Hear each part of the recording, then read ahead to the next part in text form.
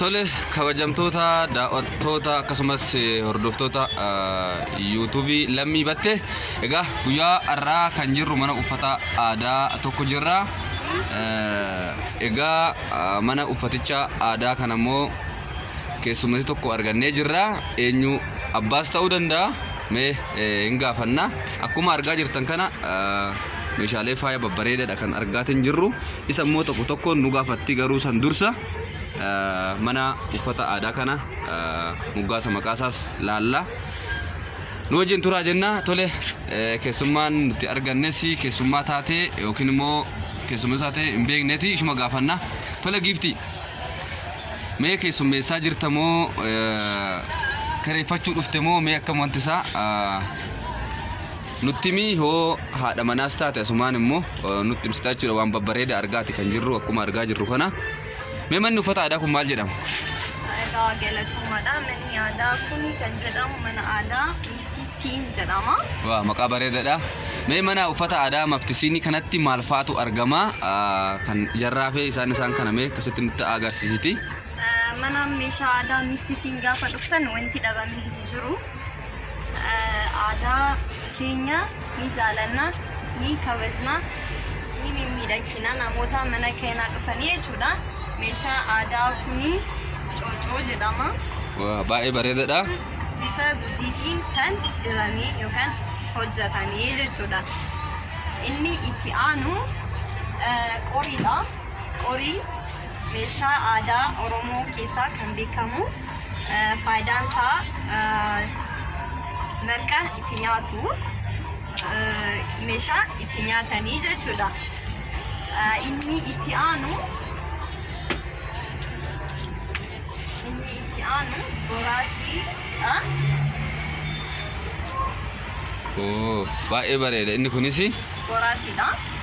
Boraatii akkuma beekamu meeshaa aadaa Oromooti. Oromoon kabaja guddaa boraatiidhaaf qaba jechuudha. Itti aansuudhaan immootu baarree jedhama. Inni kun baarree jedhama. Hundarrayyuu guddaadha. Qabee aannaniiti jechuudha. Aadaa Arsii keessatti haati intalaa haati misirroo jechuudha. Misirrichaaf kan kennitu erga misirritti baafatee jedhee booda kana kennitiifi jechuudha. Kanaaf siinqee bakka tokkotti fudhatee bahaa jechuudha. Itti aansuudhaan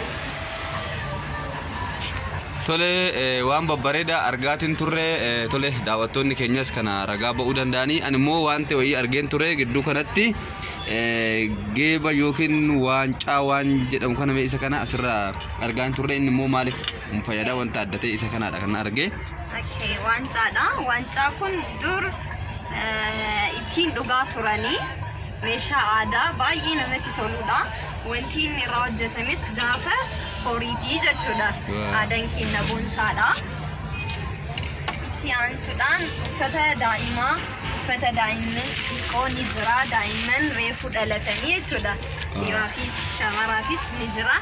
Asumaan kennaa kooti jechuudha. Tole daawwattoota keenya egaa YouTube lammii battee subscribe gochuu hin dagatinaadha. Like share nuuf godhaadha.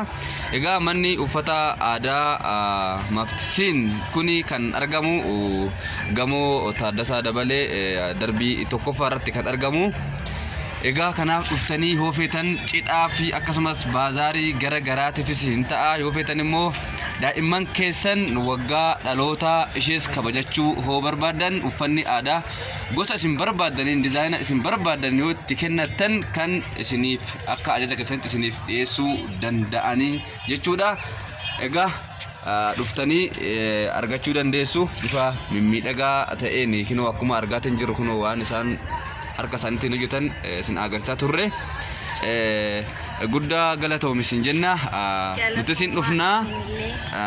Egaa YouTube lammii battee irratti kan gadhiifamu. Guddaa galatoomi horii bulii isin jedha sanyi. Horaa bulaa.